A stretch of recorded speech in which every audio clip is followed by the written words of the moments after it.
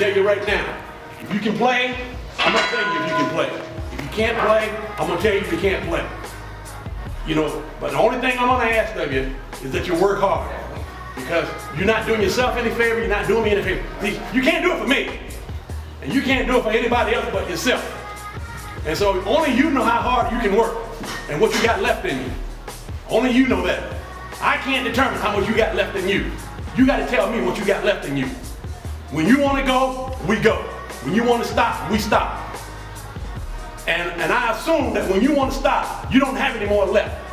Because when it's all done, every day, when it's all done, you want to leave it right here.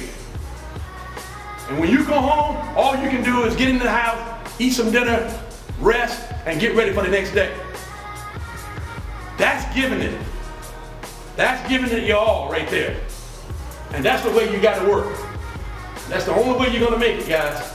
If I had this type of training when I came along, who knows what kind of career I had. And I had a good career.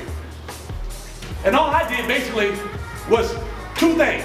I ran like the wind. I ran like the wind. I used to run miles and miles and miles. Can't do it now. But when I was young, when I was your age, I could run forever. And that's what you got to get to the point, that you can run forever. And I mean that you can literally run forever. And I mean that with all my heart, that you can run forever. That's the first thing you got to be able to do. You got to be able to run forever. When I went to UCLA, the one thing, and I started the very first game my freshman year at UCLA. The first game of the season I started. And the reason I started is because I could run. When all the rest of the guys were tired at the end of practice, and the coach used to say, okay, practice over with, take your helmets and your shoulder pads off, and let's run, let's do our conditioning. Well, I could never understand why, when you play football in the fourth quarter, you can't take your helmet off. You can't take your shoulder pads off in the fourth quarter. So why am I going to condition myself at the end of practice to run with my shoulder pads and my helmet on? So I ran with my helmet and shoulder pads on because I could run. And I was in good condition. Number one, you got to be in great condition. The second thing I did, and I only did this because I learned early on that as a defensive back, the one thing that I need, defensive back, receivers, running backs, the one thing you need to make it in those positions is powers in your hips, thighs, and legs. You know, I know guys want to have big upper bodies, big old arms and so forth. It's nice to see on TV because now they wear all the low-cut jerseys and you want to show your biceps off and your tattoos and so forth. Yeah, fine. But what you need, hips, thighs, and legs. And the one exercise I did, only I did, was power cleans. Boom, boom, put it back down. Boom, boom. That's it. Build strength in the glutes, maximus muscles, the hips, the thighs, and legs. So, yeah, you guys do what Anthony tells you to do in terms of the strength and conditioning. But that's all I did. And that's all I knew to do. Because that's all that was being done back in those days. But what you guys are doing now, stretching, by the time you guys leave here, we want all of you able to put your head on your knees. And I guarantee you, you'll never have I never had a pull. Whenever I got hurt, it was always a break. It was a bone break or something like that. I never missed a game because of a pull muscle or something like that. Whether upper body or lower body. Never missed a game because of that. Only time I ever missed a game was because something broke. Broke a bone, broke something here, broke something there. But never go pull muscle. And you guys should pride yourself on that. Don't ever miss a game because of pull muscle. That tells me if you pull a muscle, that tells me it's not stretching.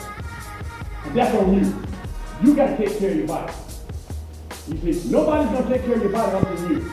You got to take care of your body first. That means you got to eat right, you got to sleep right, you got to drink plenty of water, you got to leave the alcohol and drugs alone. If you're messing with that job, I'm telling you, it's a career industry. Leave that stuff alone. It's not going to help you. The drugs and the alcohol is not going to help you. And eat right, sleep right, and drink plenty of water. If you do those things and you stretch, you'll never have a pull muscle. You won't ever miss a game because of a pull muscle.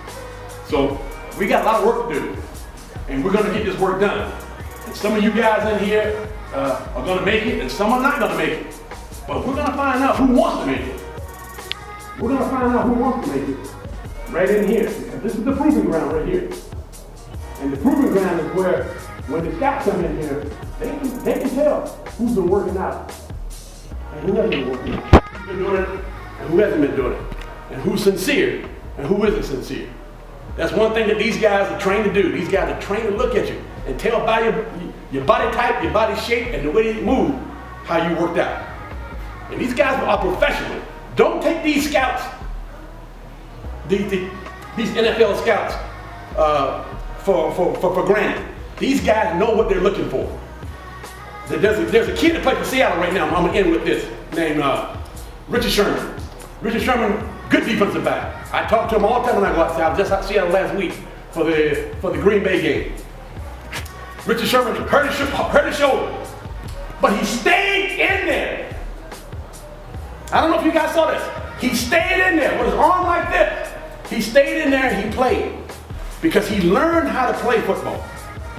You see, a couple years ago, he would have left the game. No question. He would have left the game.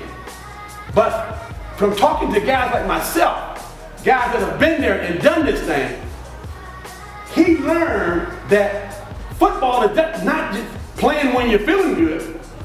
Anybody can play when you feel good, but when you're hurting, and you know your team needs you, can you stay in there and get it done? He stayed in there with one shoulder and got it done. Not only him, but the free safety.